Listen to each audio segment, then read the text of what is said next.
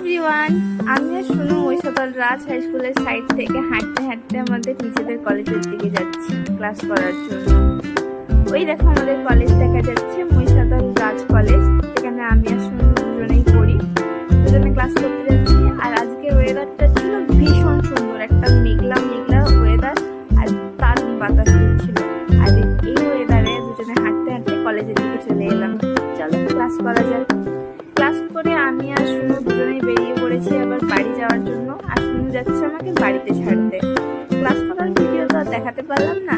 চলো টোটো ধরে বাড়ি যাওয়া যাক। এবার চলে এসেছি বাস স্ট্যান্ডে, যেখান থেকে আমি